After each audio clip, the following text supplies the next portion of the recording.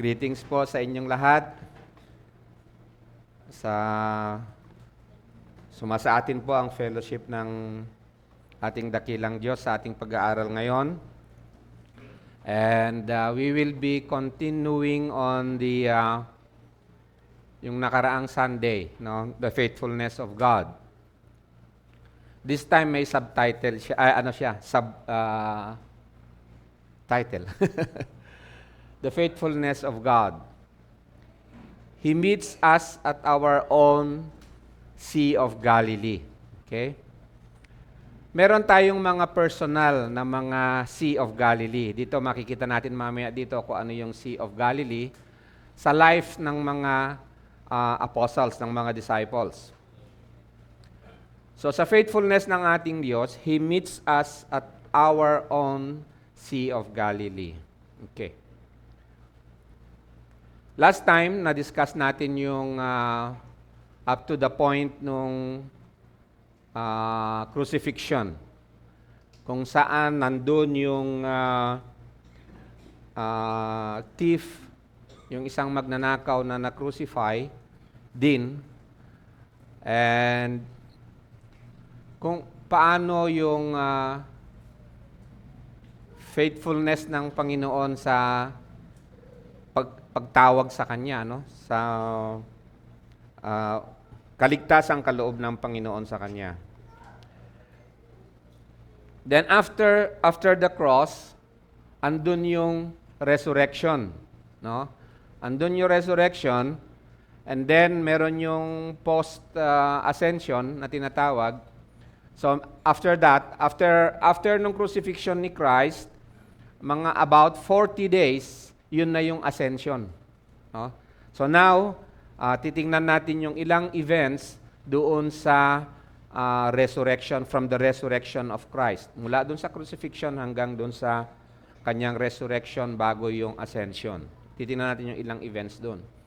Pero bago yung crucifixion ni Christ, let us have a look at sa ilang events sa life ng mga disciples sa kung paano yung pagtuturo ng Panginoon sa kanila. Okay? Kung ano yung mga pinapahayag ng Panginoon na hindi lamang patungkol sa kanila, kung hindi para sa atin na rin na tinawag ng Panginoon. Okay. Sa Luke chapter 22 verses 31 to 34, bago yung bago yung crucifixion. Sabi ng Panginoon, Simon, Simon, sabi niya, behold, Satan has demanded permission to sift you like a wheat. So si Satan, he has demanded permission. See, parang makikita mo dito yung if you have read the book of Job, makita mo dito yung si Satan humingi ng permission eh. Sabi niya, let me prove to you. Inaccuse niya si Job na si Job. Does Job love you for nothing? No? Kaya ka lang naman gusto ni Job dahil lagi siyang may inaantay na kapalit. Yun yung accusation ni Satan. At may mga accusations in our lives na ganun din sa ating buhay. Ano ba yung gusto lang natin sa Panginoon dahil may kapalit?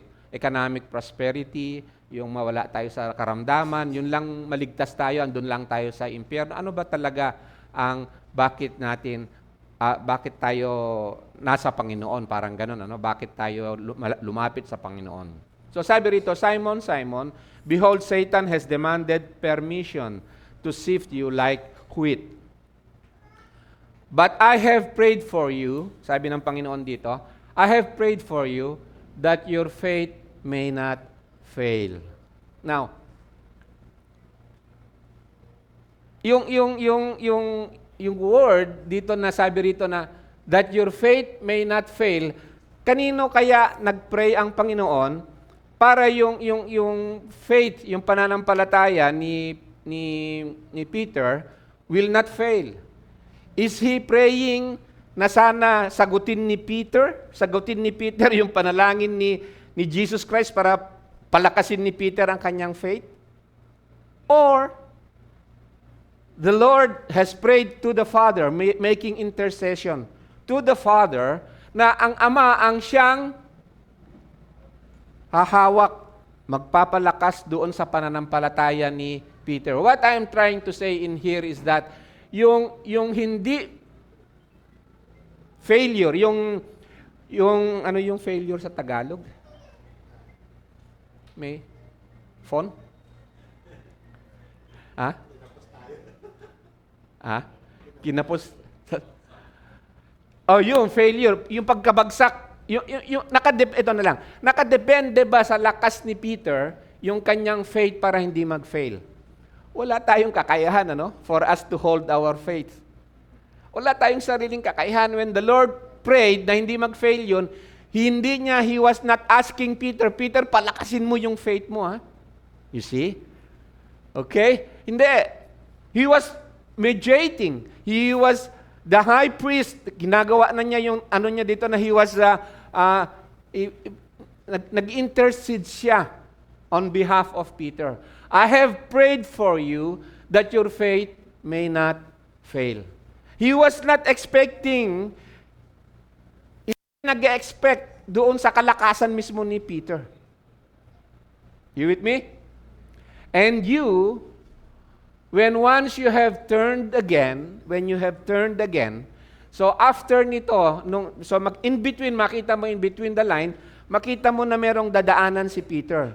That Satan has asked permission na parang anuhin niya si talagang kumari lang i-crush niya si Peter. To sift you like a wheat, sabi rito. But once you have turned again. So Christ, hindi lang yung foreknowledge, hindi lang yung alam niya yung mangyayari, hindi ganun. Dito sinabi niya rito yung guarantee. Guarantee that Peter's faith will not fail. Makikita natin mamaya kung ano ibig nating sabihin diyan. Kasi sabi niya rito, once you have turned again, or maybe, partially makikita natin dito, or it's a kind of sign of, makita natin dito yung bumagsak si Peter, parang ganun. Pero ano ba yung definition ng pagkabagsak na yon? When once you have turned again, strengthen your brothers. But he said to him, sabi ni Peter, eto na si Peter, makita mo na yung kalakasan ni Peter. But he said to him, Lord, with you, I am ready to go both to prison and to death. Lakas ni Peter, Sinabi ko na nga, I prayed for you, Pero sabi pa rin ni Peter, oh Lord, sabi niya, I am ready to go both to prison and to death. And he said, I say to you, Peter, the rooster will not crow today until you have denied 3 times that you know me. Okay? So sabi ng Panginoon, somewhere sinabi ng Panginoon kung ilang beses ba titilaok yung manok bago matapos mo na yung tilaok ng manok, mauuna pa yung tilaok ng manok. Ay, bago pa matapos yung tilaok ng manok, sabi rito, you have already denied me 3 times. The rooster will not crow today until you have denied me 3 times. So, ma-deny niya yung 3 times, ibig sabihin, maunahan pa ni Peter yung pag-deny. Yung crow kasi ng manok, ni-research ko ng konti yan, bakit ba tumitilaok yung manok? Anong oras yung tilaok ng manok?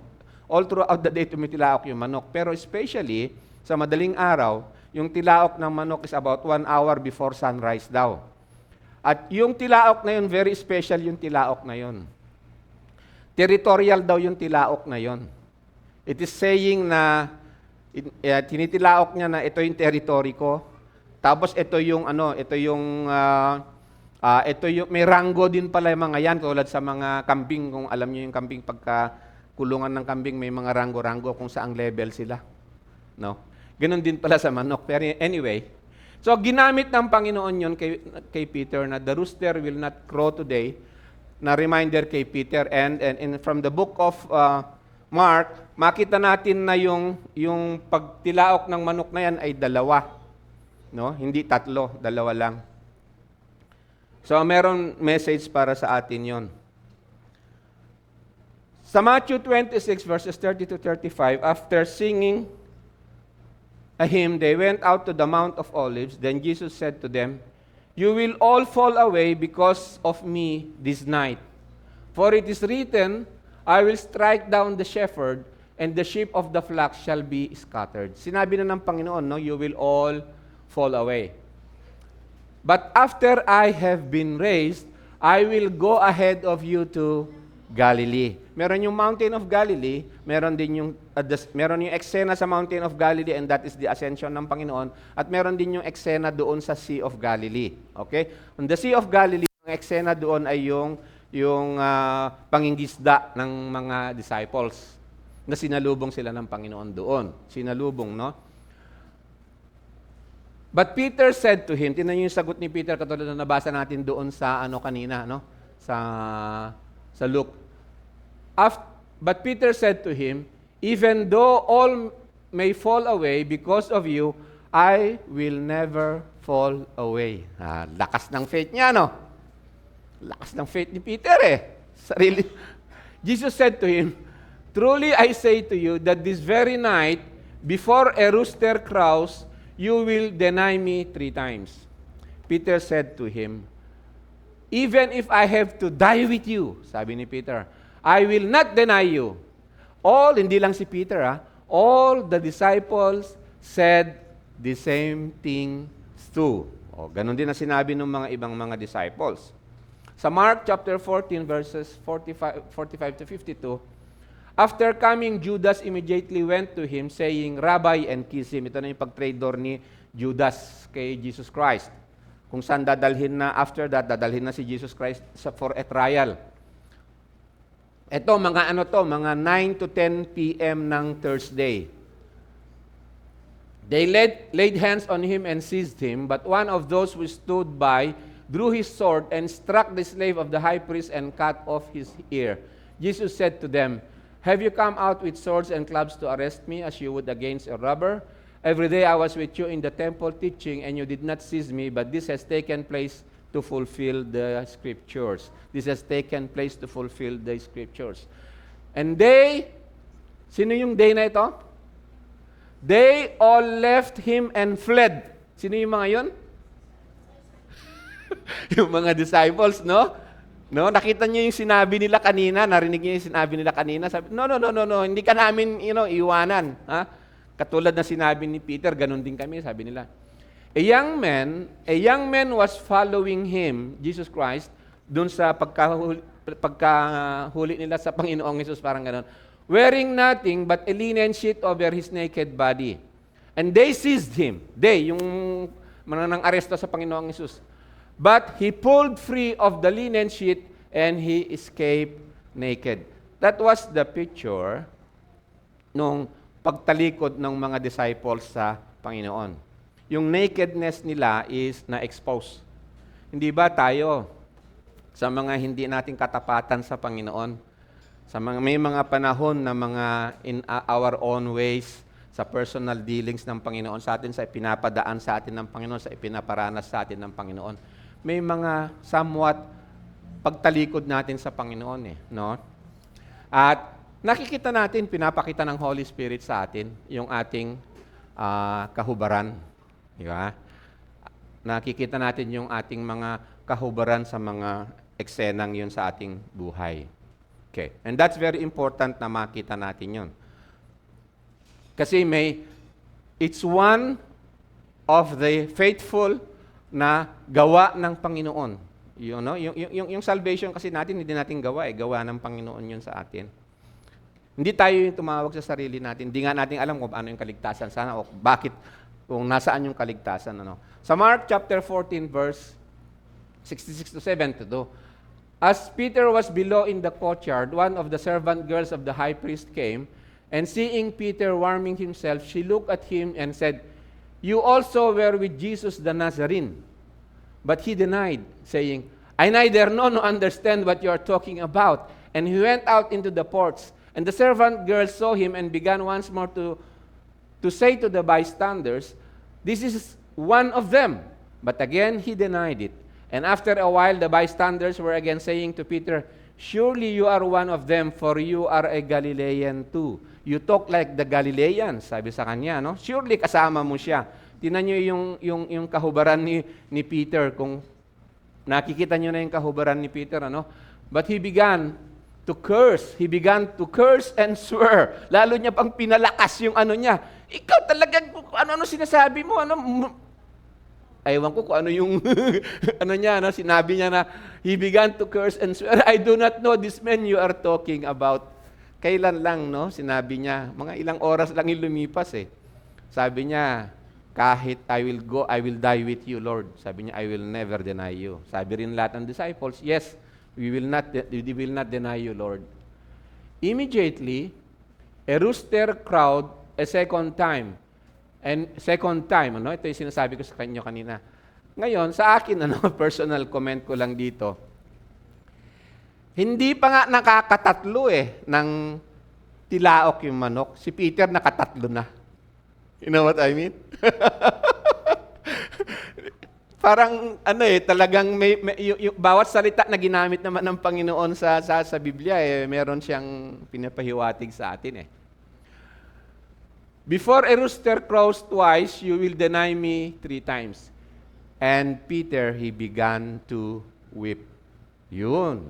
Trabaho din ng Panginoon sa kanya kay Peter yung umiyak si Peter. Nakita niya yung kanyang nakedness.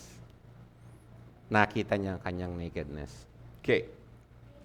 So, yun yung eksena that led to the cross. No? That led to the cross. After the cross, meron na yung tinatawag natin na resurrection ng Panginoon. At dito, titingnan natin dito, makikita natin dito sa table, yung the events that took place after the resurrection. No? Summary lang nung mga events. Yan, bago yung ascension.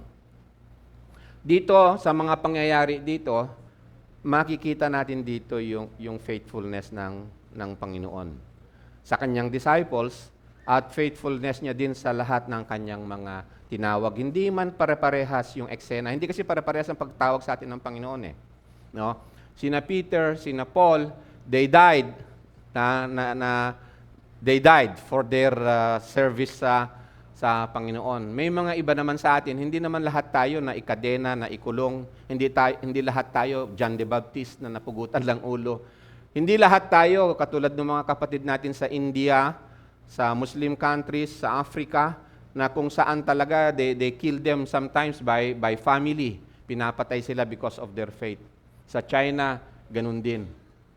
At kung ano man yung nangyayari dito sa nakikita natin dito, nakikita natin doon, na kung hindi ang Panginoon ang humawak sa kanila, surely we will fail. Sabihin siguro natin, no, I will die with you, I can go to prison. Hindi kita i-deny, Lord. Pero siguro isipin pa lang natin na kapag ang Christian hinuhuli at ikukulong talaga, siguro nanginginig na tayo. How much sa faithfulness na hinihingi ng Panginoon sa atin sa pag-obey sa bawat salita niya? In small things lang. Sa small things lang na hinihingi pa ng Panginoon sa atin. Most of the time, nakikita natin yung failures natin, di po ba? Yung weaknesses natin. Pero paano ba tayo dinidil ng Panginoon sa mga pagkakataon na ganon na na-expose yung mga nakedness natin? Hopefully, mag-minister sa atin ang salita ng Panginoon ngayon. So ngayon, ito yung mga appearances ni Jesus after the resurrection. So, in summary, there are about 10 events. Yun ang summary. So, after the resurrection, first event dito, makita nyo rito, yun yung reference. And ang emphasize ko lang dito is, kung kanino siya nagpakita, ilan? Sino yung audience niya, no? Ilan?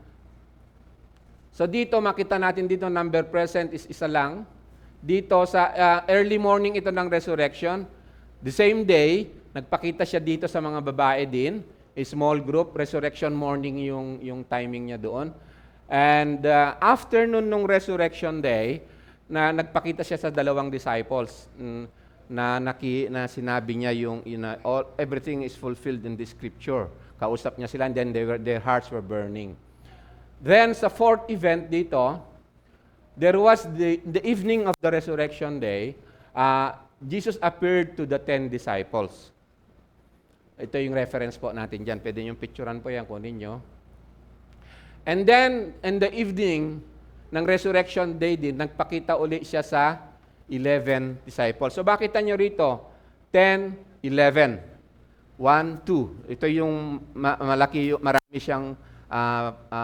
maraming disciples na present doon sa nagpakita siya. Yung third, napakita niya sa within 2 weeks ito, nung after the resurrection, in that time frame, ito, 7, nagpakita siya sa 7 na disciples. And yung pagpapakita ng Panginoon na yun sa 7 disciples, it happened at the Sea of Galilee, where His disciples were fishing at the Sea of Galilee. So babasahin natin ngayon yung John 21, yung account ng event na yon, wherein makita natin yung the miraculous catch of fish na 153 in number. Okay? Minsan tinanong ko yan, bakit kaya 153? Dami nang nagsabi ko, dami nag-research ko ano yung sagot. Hindi ko naman sinasabi. Muna. Anyway, so pupunta tayo doon. And then, dito na yung ascension ng Panginoon, ano? Kung saan nangyari ito sa sa mountain sa Galilee. So let us read sa John 21 verse 1 to 19. After these things, sabi rito, Jesus manifested Himself again to the disciples at the Sea of Tiberias or Sea of Galilee. And He manifested Himself in this way. No? Simon Peter and Thomas called Didymus and Nathanael of Cana in Galilee and the sons of Zebedee and the 2 others of His disciples were together. There were 7 of them. Simon Peter said to them, I am going fishing. They said to him, we will also come to you. So ito, no, within 2 weeks after nung resurrection ng Panginoon, they went about their normal na business. Nagtakbuhan sila no?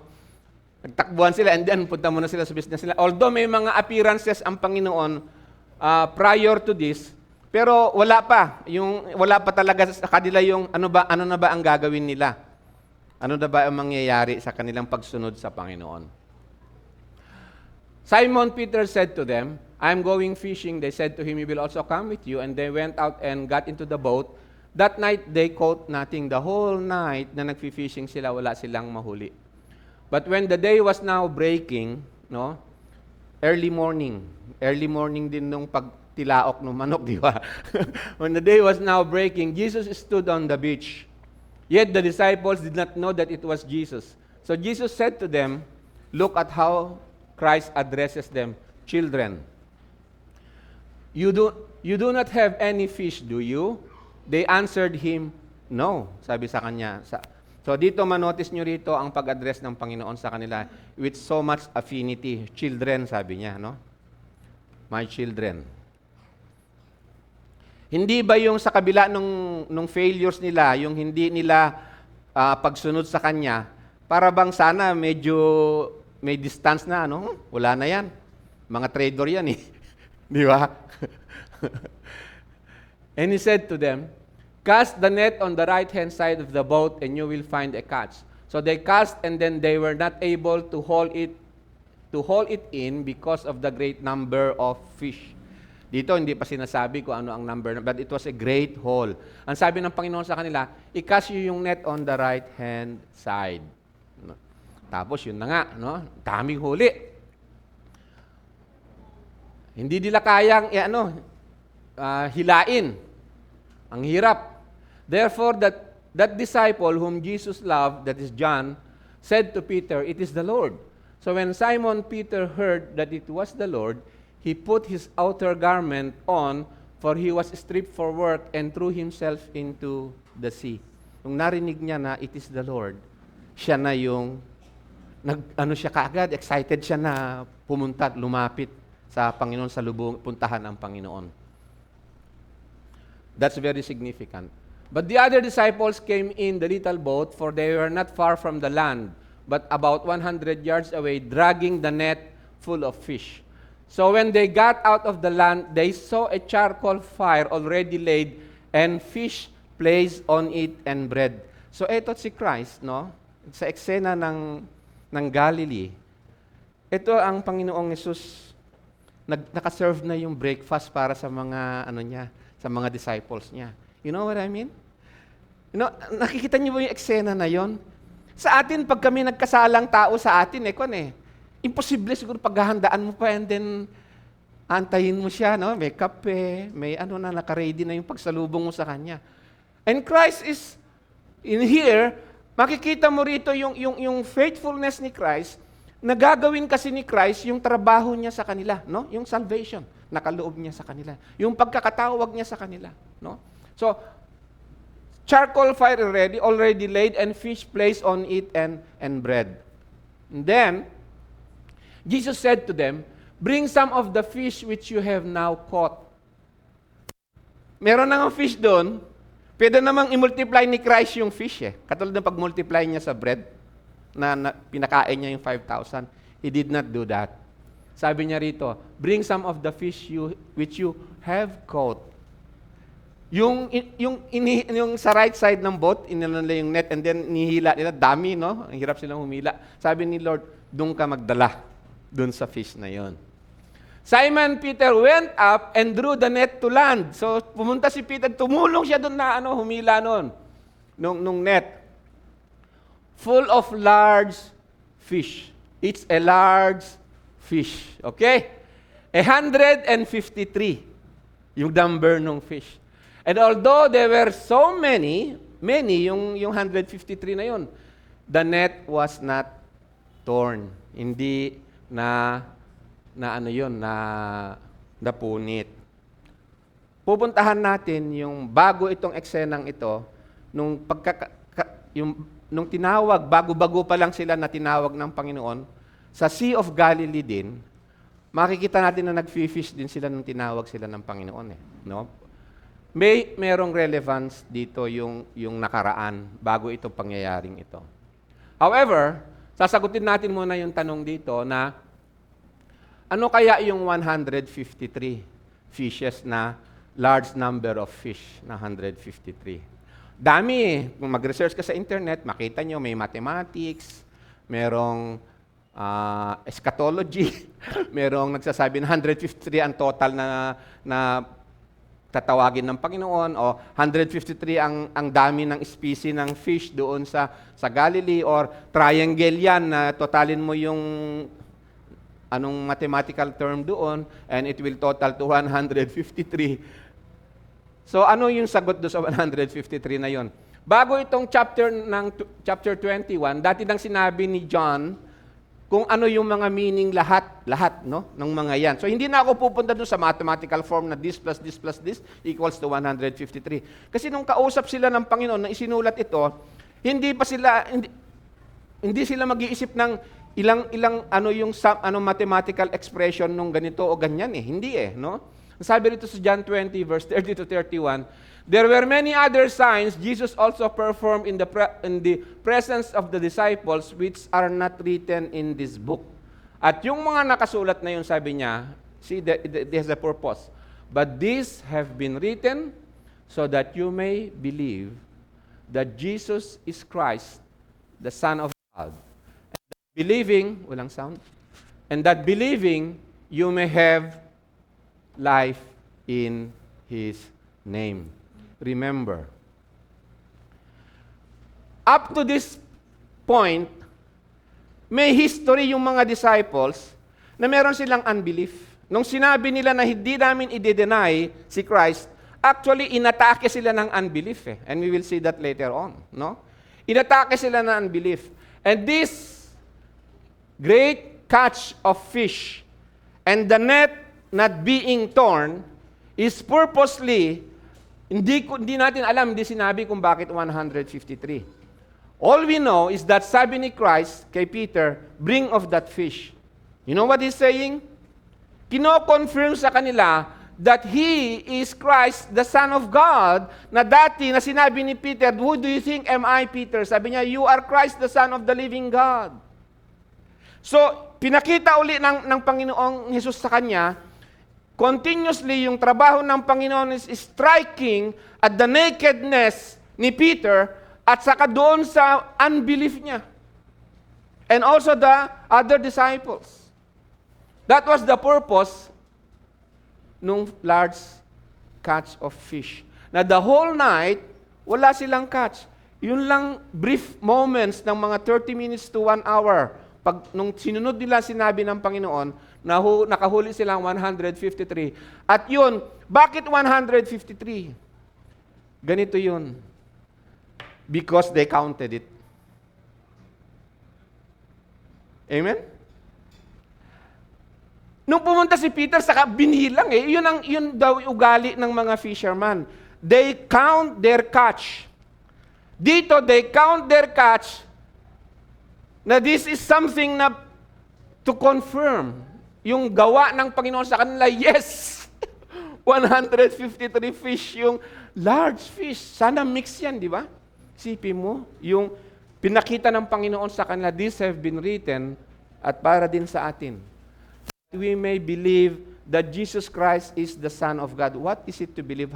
Ano ba ibig sabihin nun? Ano ba yung maniniwala ka sa Panginoong Hesus, the Son of God, and that believing, when you believe in Him, you may have life in His name. Okay? Sabi ko kanina, itong John chapter 21, meron yan, historical relevance doon sa unang mga eksena. So, nakita no, tingnan natin dito, Ito yung between this and that, yung size ng large fish that time. And yung 153 na fish, large fish, kung kasi siyempre yung mga fisherman binilang eh. So alam din nila estimate nung magkano yung catch that day. Di ba? Alam niyo kung magkano yung catch nila? Kung sa peso natin ngayon, amounting to about between 35,000 pesos to 40,000 pesos. Eh magkano yung sweldo ng isang tao? Sa buong night, nagtrabaho sila. Sana kung may 2,000 sila, bawi na sila, di ba? Eh yung karpentero ngayon, 750 isang araw o 1,000 yung foreman. Di ba? Dito, isipin mo, sandali lang. So, pinakita ng Panginoon yun sa kanila. That they may believe. Yung dating sinasabi nila, dati yung confession nila that Jesus Christ is the Son of the living God, tapos biglang, nahulog sila sa sa unbelief. And so, yun ang sabi ng Panginoong Jesus kay Peter na Satan have asked permission to sift you like a wheat. So when we are under test, ang tinetest talaga sa atin shall we hold on that Christ is the Son of the living God? Example, kung minsan may mga problema tayo, ang gusto kasi natin para to prove na mahal tayo ng Panginoon, tayo yung nagdi-define Tayo yung naghahanap ng proof na mahal tayo ng Diyos. Pag wala na tayong pambili ng pambayad ng electricity bill o pangbili ng medisina, para bang nanghihina na tayo, hindi tayo mahal. He's not the Son of the living God. Kasi bakit hindi niya pinoprovide lahat yung kailangan ko? Bakit yung iba may nahihirapan? Bakit yung iba nagkakasakit? Bakit yung iba hindi nasasagot yung prayers ko and so on? Is He? Is He really the Savior? Di ba? Yun ang titirahin ni Peter sa atin. Lahat naman ng complaints natin doon ang punta Lahat naman ng doubts natin doon ang punta. Yung mga pag meron tayong mga prayer sa Panginoon na hindi nasagot, yun ang nayuyugyug Yung tanong na kasama yung tanong na mahal nga niya ba talaga ako? Di ba? So yung catch nila, bawat fish is somewhere about 2 kilos. 2 to 2.5 kilos. Yung malalaki. So 153 times 2, you are talking about 300 plus kilogram. Ang isang tao is, isang malaking tao, parang si Peter siguro is ang weight niya is mga 100 kilograms. So 3 katao yung bigat ng hinihila nilang ganyan. Di ba? And pinakita ng Panginoon sa kanila na He is, yung tulad ng dating nakikita nila. So, bakit ginawa ulit ng Panginoon yan sa kanila? Look, sa Luke chapter 5, verses 1 to 11, a similar, parang ganun, a similar event took place din. Now it happened that while the crowd was pressing around him and listening to the word of God, he was standing by the lake of the Gennesaret, and he saw two boats lying at the edge of the lake, but the fishermen had gotten out of them and were washing their nets. And Christ got into one of the boats, which was Simon's, yung boat ni Simon. Luke chapter 5 lang ito, sa umpisa pa lang ito. Asked him to put out a little while from the land, and he sat down and began teaching the people from the boat. And when he had finished speaking, he said to Simon, "Put out into the deep water and let down your nets for a catch." Yeah? Fishing na naman. Simon answered, "Master, we work hard all night." Ganun din yung nangyari sa John 21. "We work hard all night and caught nothing. But I will do as you say and let down the nets." Dito, sumagot si Simon na wala nga kaming catch eh. Pero okay, susunod ako sa iyo. Ano sa John 21? Sumunod ka agad. You see the change? Sumunod ka agad, no? When they had done this, they enclosed a great quantity of fish, and their nets began to break. Doon sa John chapter 21, their nets ay hindi napupunit. That tells us something. So they signaled to their partners on the other boat for them to come and help them. And they came and filled both of the boats so that they began to sink. Oh, dami, no? So yung boat, pati yung boat, hindi na kaya yon, no? Hindi lang 153 ito eh. But when Simon Peter saw that, anong sabi ni John? These things were written so that you may believe that Jesus Christ is Son of God. But when Peter saw that, he fell down at Jesus' feet saying, "Get away from me, Lord." He was convicted.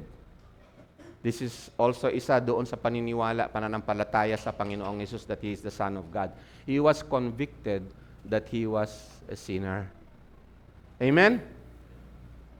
"Go away from me, Lord, for I am a sinful man." Go away from me, Lord. Sabing ganun, no?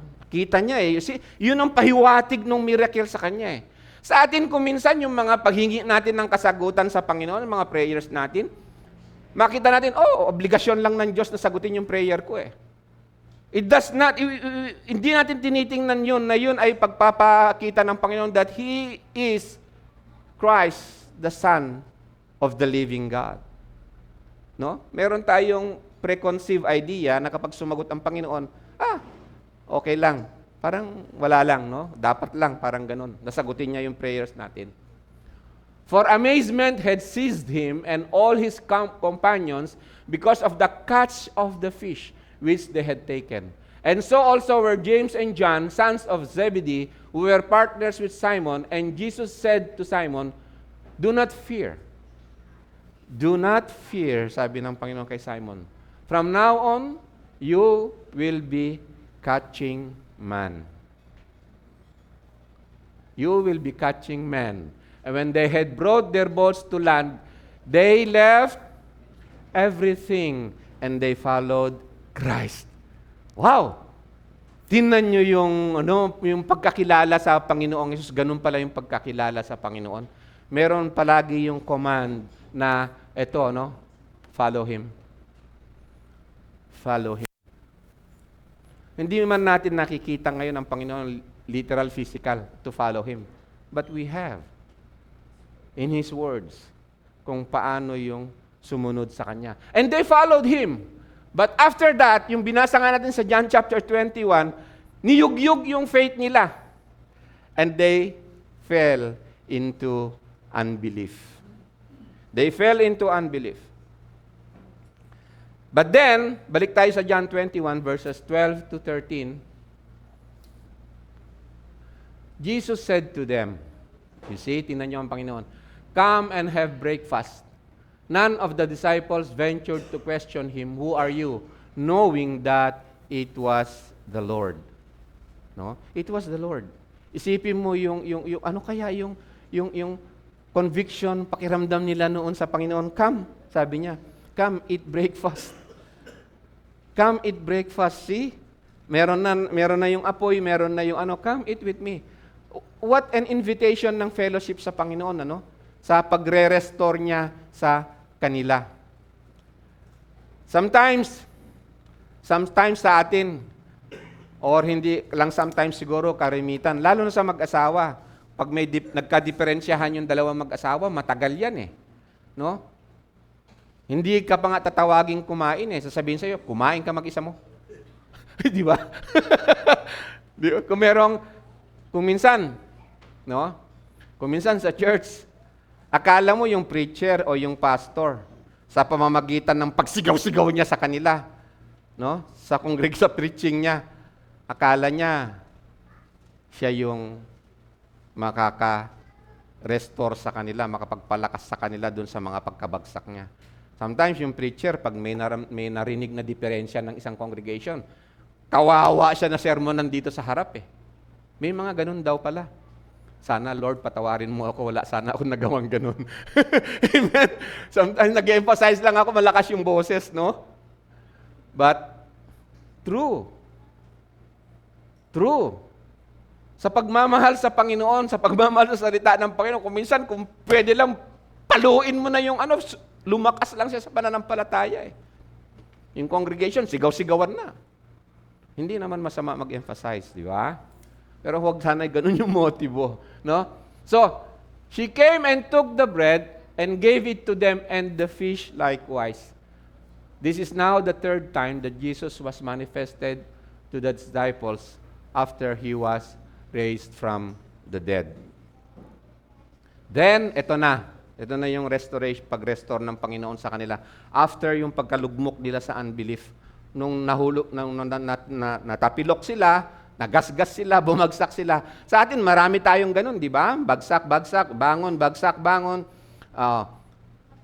Hindi nga tayo yung nagbabagon sa sarili natin. Actually, sinasalubong lang tayo ng Panginoon. Meron tayong Sea of Galilee. Point na kung saan minimit tayo ng Panginoon sa buhay natin. So dito sabi niya rito, so when they had finished breakfast, Jesus said to Simon Peter, Simon, son of Jonah, do you love me more than this? Diba? Ayan pinakita ko sa iyo kung paano ako mag-provide. You can catch 153 large fish kung gusto ko lang. Seek first the kingdom of God and His righteousness and all these things will be added unto you. Si Lord naman nagpo-provide eh. No? Sabi niya rito, no? But, itong mga provisions ko na ito, specifically sa pagkakatawag sa Kanya ng Panginoon, do you love me more than this? Parang binabalik sa Kanya ng Panginoon, ano yung sabi mo, hindi mo ako iwanan? Hindi mo ako i-deny? Do you love me more than this? So yung pag-deny pala sa Panginoon, hirap isipin mo yung mawawala ka sa comfort zone mo. Di ba? He said to him, yes, Lord, you know that I love you. He said to him, tend my lambs. He said to him again a second time, Simon, son of John, do you love me? And he said to him, shepherd my... yes, Lord, you know that I love you. He said to him, shepherd my sheep. He said to him the third time, Simon, son of Jonah, do you love him? Peter was grieved because he said to him the third time, do you love me? Eto na, no? Mahal mo nga ba ako? Hindi niya, mahal mo ba ako? Wala eh. Hindi ganun di ba? Tayo ganun eh. Dami nating isisingil. Pero ito, pinapalakas ng Panginoon si Peter dito eh. No? Binabangon niya mula sa unbelief. Kasi ang prayer nga ng Panginoon sa kanya eh, I have prayed for you that your faith will not fail.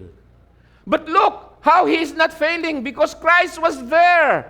Sa gitna ng mga pagkabagsak nila, there was the Sea of Galilee. No, kung saan sinalubong sila ng Panginoon. And so is Christ as well. So is the Holy Spirit, sinasalubong tayo sa mga pagkabagsak natin. Tapos, binabangon ulit tayo sa faithfulness. Di ba? So sabi niya rito, do you love me? Peter was grieved because he said to him the third time, do you love me? And he said to him, Lord, you know all things. Pupunta tayo dito mamaya, dun sa Psalms 139. He said to him, Lord, you know all things. You know that I love you. Jesus said to him, tend my sheep. You know what he's saying in here as well? Ang sinasabi niya rito? When you love me, when you shepherd my sheep, when you tend my sheep, sabi ng Panginoon dito, this is how you will love them. How I have loved you. Hindi pa commandment ng Panginoon sa atin yan? This is how you love them. Be thoughtful of them. Be patient with them. Hindi yung ginajustify yung sin. Minsan may narinig akong testimonyo eh. Pagdating sa mga asawa natin, hindi tayo patient. Pag sila nagkamali, Pag yung kaibigan mo nagkamali o sa church, talagang very considerate tayo eh, di ba? Tama? Maraming guilty doon sa ganun, di po ba? Pakitaas yung kamay. Nag-iisa lang ako. Bibisto tayo, no? Di ba ganun tayo? Now, nung kinakausap ng Panginoon si Peter, you see the faithfulness of the Lord. His faithfulness in working out, parang ganun. Yung paglakad natin sa Kanya in faithfulness as well. It's all by grace, no? Makita nyo rito yung grace niya. Kaya nga sabi niya ng Panginoon sa Kanya, no? So yung kapag nakita yung nakedness natin, nakita yung kahubaran natin, na-expose yung kahubaran natin, at nire-restore tayo ng Panginoon. Ang hinihingi ng Panginoon ay nire-restore tayo para saan? Papunta sa mas malakas, parang ganun sana, na faithfulness sa Kanya. Hindi walang justification yung kapag ni-restore tayo ng Panginoon, mananatili sa kasalanan. Hindi. Tingnan nyo dito, no? Truly I say to you, when you were younger, you used to gird yourself and walk wherever you wished. Kung saan ka pwede ka, kung saan mo gustong pumunta. Pero ngayon, nung nakita mo si Christ as your Lord, sabi niya rito, but when you grow old, no? When you grow old, what does He mean by this? No? You will stretch out your hands. Someone else. Sino yung someone else na yun? Someone else will gird you and bring you where you do not wish to go. So sabi nga nila, tradition says na si Peter na crucify siya upside down kasi ayaw niya daw na parehas sila ni Christ kasi hindi siya karapat-dapat. Tradition yun. No? But we know na they were martyrs. Okay? So, and bring you where you do not wish to go. Ang ibig sabihin nun, now this he said, signifying by what kind of death he would glorify God. So sinabi na sa kanya, ito na yung sabi mo Peter even if you go to prison, even if you will die, you will not deny me. Nag-fail siya doon pero binalik uli. Hindi na bago yung calling eh. Yung calling ng Panginoon sa kanya. So yung restoration natin is pinapalakas tayo ng Panginoon towards doon sa pagkakatawag sa atin in Christ. Amen? Sa gitna ng mga failures natin, minimit tayo ng Panginoon. Hindi yung umalis na tayo sa pagkakatawag kapag tayo ni-restore. Hindi. Walang ano yun. Bagkus, palalakasin ka pa niya papunta doon sa kabila ng mga weaknesses sa mga failures natin. Wala naman sa atin yung pagkatanggap natin sa Panginoong Hesus. Alam naman natin yun na, kaagad. Na tayo? Perfect na tayo by our own ability. Na-maintain natin yung ating kaligtasan. Hindi. Alam nyo ako, meron na akong maintenance na gamot eh. Yung maintenance na gamot sa blood pressure at saka sa sugar, at saka isa pa, hindi ko nasasabihin yung isa. Sabi nung doktor, kapag namintisan kong inumin yung maintenance na gamot ng mga naka 5 days ka to 1 week daw, sigurado, anong tawag doon? Tigok ka. Sabi ng doktor, sigurado tigok ka. Sige, hintuan mo yan. Sigurado tigok ka.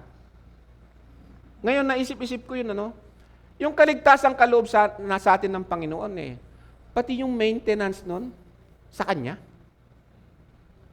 Hindi naman yung tumanggap tayo sa Panginoon tapos aantayin na niya yung performance natin yung ability natin No. Pati yung maintenance nun, i-maintain niya tayo. Higyan tayo ng maintenance, otherwise tigok tayo. Ang dali lang, tigok tayo eh. So, I'm saying this to encourage you to return. No? Huwag kayong in despair o mawalan ng pag-asa kapag na-expose yung nakedness natin. Return to the Lord. Yun ang gagawin niya sa atin eh. So nakita niyo naman dito, Peter yung na-deny mo ako, ngayon, talaga, pupunta ka talaga doon. Doon sa mamamatay ka, ibig sabihin. O ayun, si Peter pumunta na talaga, no? But as you do that, sabi niya, when you tend my sheep, when you take care of my shepherds, kung paano mo nakita, kung paano kita tinawag, maintenance, ganun din ang gagawin mo sa mga tinawag ko. Amen? Kaya nga sabi sa 1 Peter chapter 5 verse 6 to 10, humble yourselves under the mighty hand of God, that He may exalt you at the proper time. So whenever na ma-expose yung nakedness natin, what does the Lord say? Humble ourselves. Doon sa pagtuturo ng Panginoon, doon sa pagkakatawag niya sa atin. Hindi yung bumagsak ka na, sige, magpatuloy ka na sa kasalanan. Hindi, tinatawag ka niya uli pabalik, no? That He may exalt you. Lord, may mga prayers kasi ako, ganito, tapos hindi nasagot. Tapos, bakit ganito kalagayan ko? Ang hirap-hirap ng buhay ko, ganito, ang dami kong problema, ang daming ganito, ang daming ganito. Di ba, mahal mo ako? No, nangihina ka na doon, no? Nangihina na tayo doon. Actually, totoo naman yan eh. Yun ang madalas magpahina sa atin. Yun yung pag-sift ni Satan sa atin na, do you love Him? Dahil lang may answer ka sa prayers? Do you love Him? Kasi alam mo, pagkano, walang hirap sa buhay. So sabi rito, no? Casting all your anxiety on Him because what? He cares for you. You saw how He cared for the disciples? Be sober of spirit, be on the alert. Ito na, no? Your adversary, the devil, go back sa Galatians chapter 5, di ba? Doon sa bago yung crucifixion ni Christ.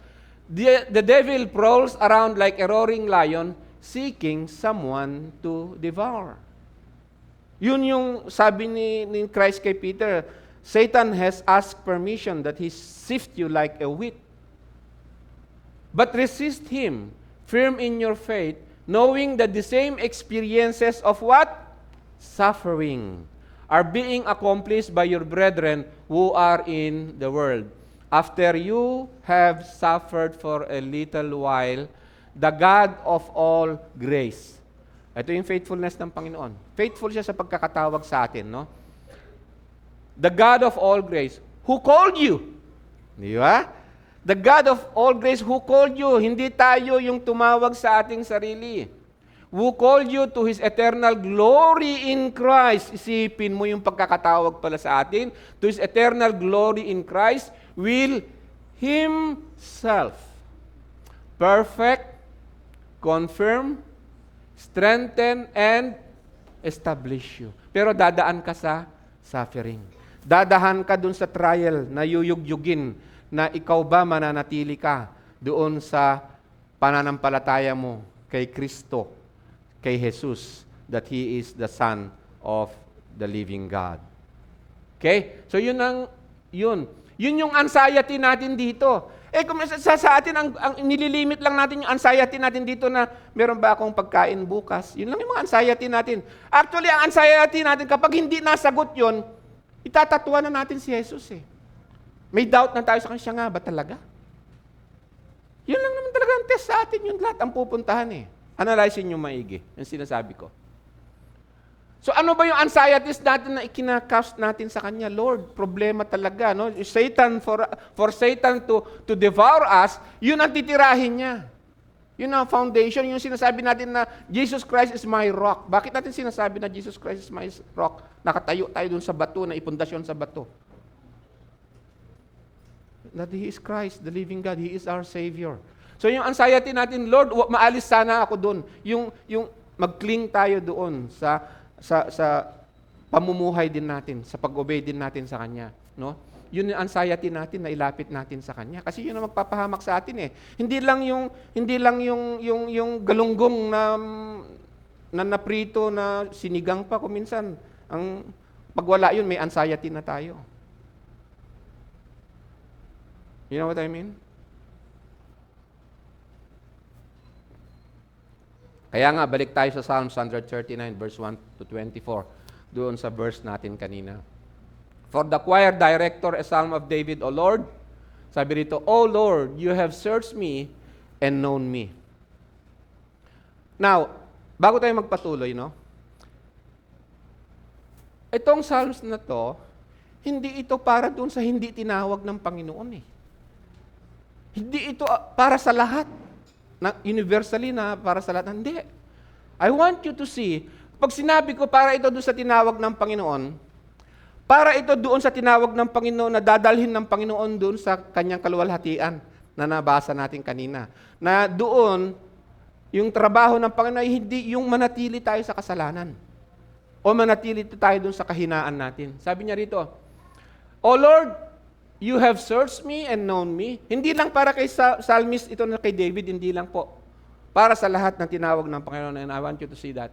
You know when I sit down, and when I rise up, you understand my thought from afar. In all my business, hindi lingid sa iyo. Sino ako? You know where is my nakedness. You know where is my weaknesses. Where are my weaknesses? You know where I needed to be established, to be strengthened. Alam mo kung saan mo ako dapat pagalingin, palakasin. You scrutinize my path and my lying down, and are intimately acquainted with all my ways. Wow! Ano ba yung business ng Panginoon? Yung gusto niya lang malaman, yung ang skill mo na ang galing mo magmaneho, ang galing mo magtinda o magbusiness. Hindi yun ang primary, no? Eto, kung ano yung lakad mo sa Kanya. You scrutinize my path. See how faithful is the Lord sa paggawa niya doon sa salvation na ibinigay niya sa atin. Kaya nga, sa Kanya lang yung hope natin eh. Because He is faithful. When He said na, I am your Lord, I am the Son of God, I am the Messiah, magtatrust tayo because He is faithful. You scrutinize my path, my lying down, and are intimately acquainted with all my ways. Even before there is a word on my tongue, behold, O Lord, you know it all. Bago lumabas sa bibig ni Peter, yung sabi niya, Lord, I will not deny you. Sabi ni Lord sa kanya, you will deny me. Alam na ni Lord eh. It's not about foreknowledge. He knows every fiber of our being as sinners na tinawag niya. You know what I mean? Even there is a word on my tongue, behold, O Lord, you know it all. You have enclosed me behind and before, and laid your hand upon me. This is yung accusation ni Job, accusation ni Satan kay Job, kay God. That you know, God, you have protected him, you have put a hedge around him. You have enclosed me behind and before, and laid your hand upon me. Such knowledge is too wonderful for me. Lord, you love me?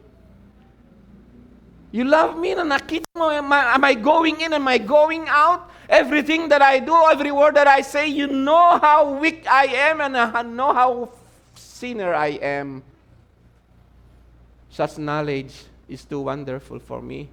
It is too high. I cannot attain to it. Where can I go from your spirit? Or where can I flee from your presence? If I ascend to heaven, you are there. If I make my bed in Sheol, behold, you are there.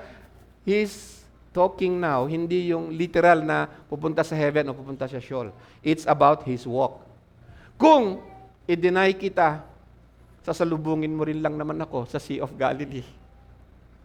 Sa mga unfaithfulness ko, pupuntahan mo ako.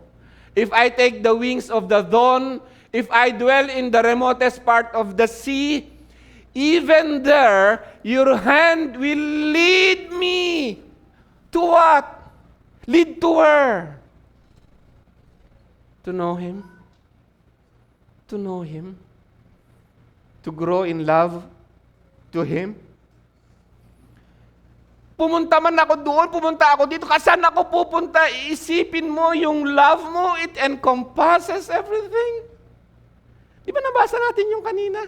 He Himself will confirm, will strengthen, will establish you. Cast all your anxieties on Him, for He careth for you. If I say, surely the darkness will overwhelm me and the light around me will not be night. Pag bumagsak ako sa kadiliman, sa napakalaking kasalanan, O Lord, yung dark ba is enough para hindi ka na pumunta, hindi mo na ako pupuntahan? Is that too dark for you? You know what He's saying in here? Sa gitna nung lahat ng ating weaknesses, lahat ng ating kahinaan, lahat ng ating kung gaano karumi, kaitim ang ating kasalanan, hindi sapat yun upang hindi tayo abutin ng pag-ibig ng Panginoon. Even the darkness is not dark to you. The night is as bright as the day. Darkness and light are alike to you. Your faithfulness changes not. Nung tinawag mo kami, nung tinawag mo ako personally, address natin sa Kanya. This is the salvation ng Lord sa atin. This is His word to us. For you formed me in my inward parts. Ano ibig sabihin nun? Ephesians chapter 1. Before the foundation of the world, God has called us. For you formed me in my inward parts. You wove me in my mother's womb. May mga tinawag ang Panginoon sa atin na marami silang problema. May mga diferensya, no? Meron yung naka wheelchair na tinawag ng Panginoon. Meron yung walang paa. Meron yung is it still valid yung sabi rito na you formed me in my inward parts, you wove me in my mother's womb? Yes. Yes. Ano mang weakness yun. Hindi yun, nung Ilocano, hindi lapid sa Tagalog. Hindi yun, hadlang. Para gawin niya yung pagmamahal at yung pag-ibig niya sa atin. I will give thanks to you, for I am fearfully means delicately. So it was God who designed us.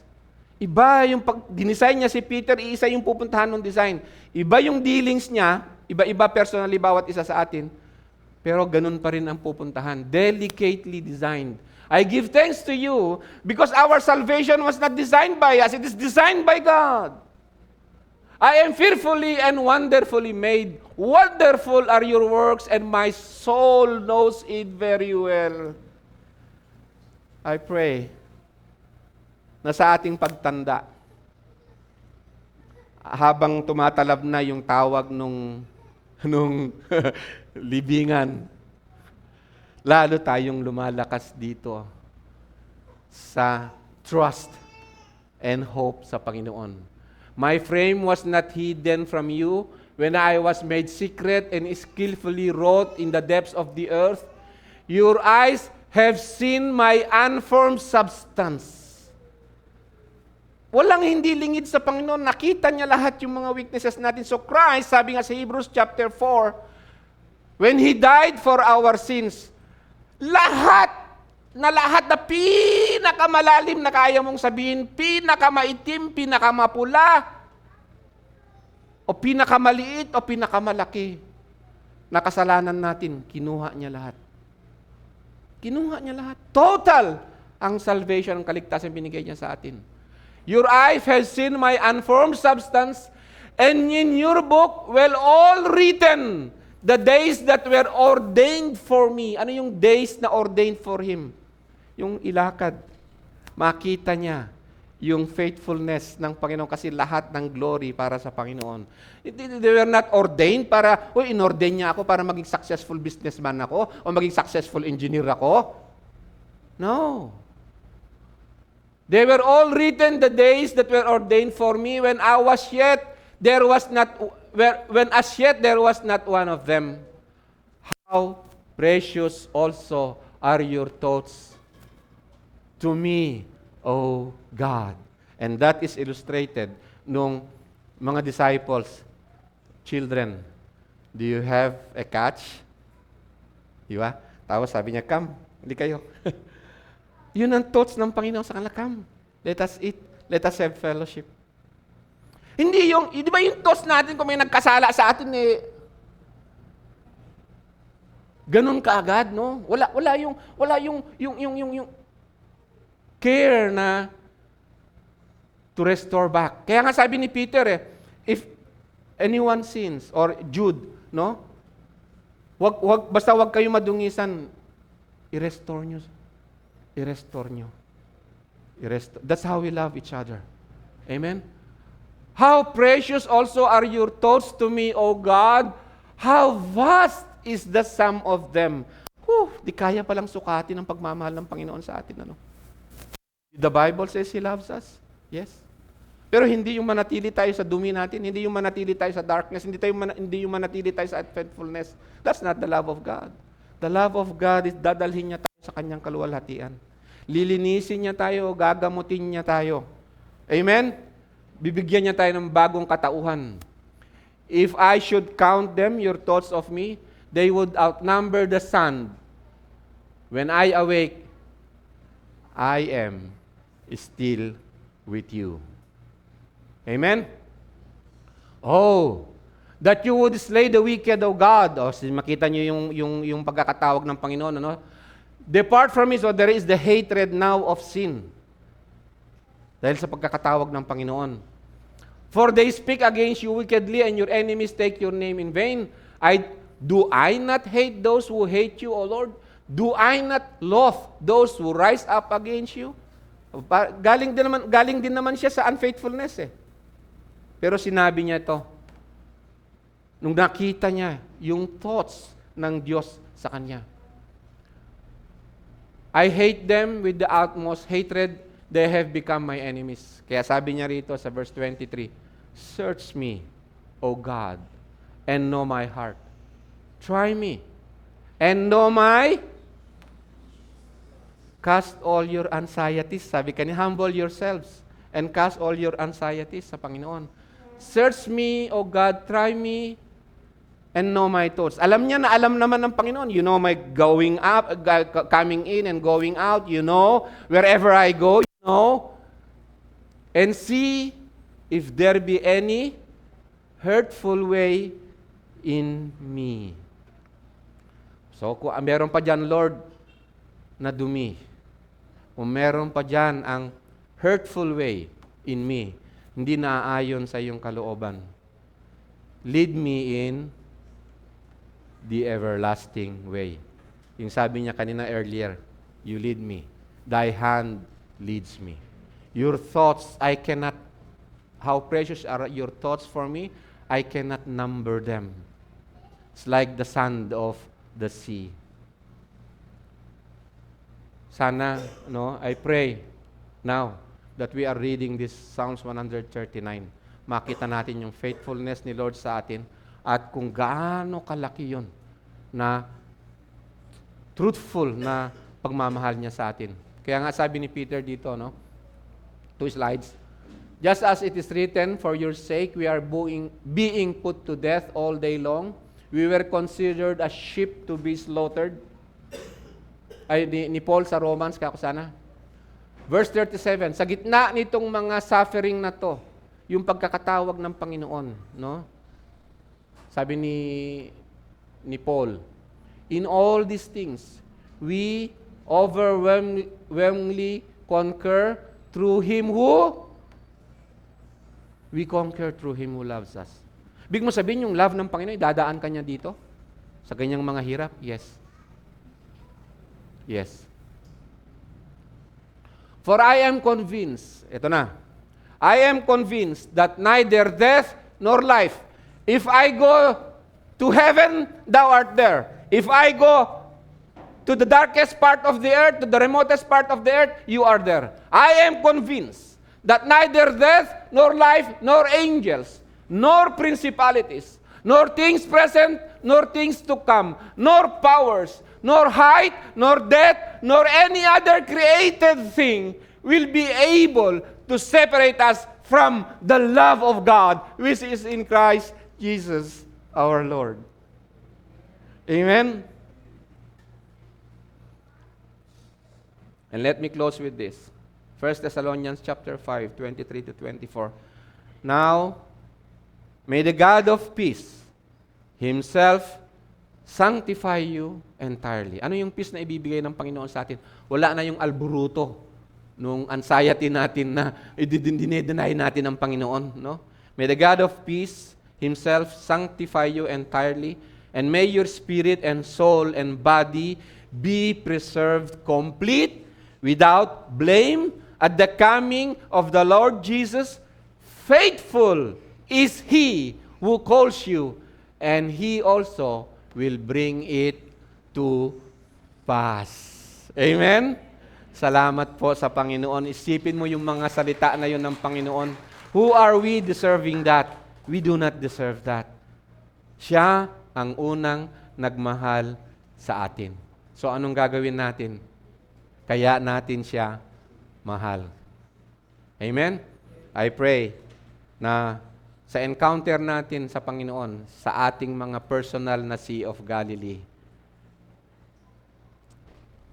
mapapalakas tayo palagi sa ating faithfulness sa Kanya. God bless you po.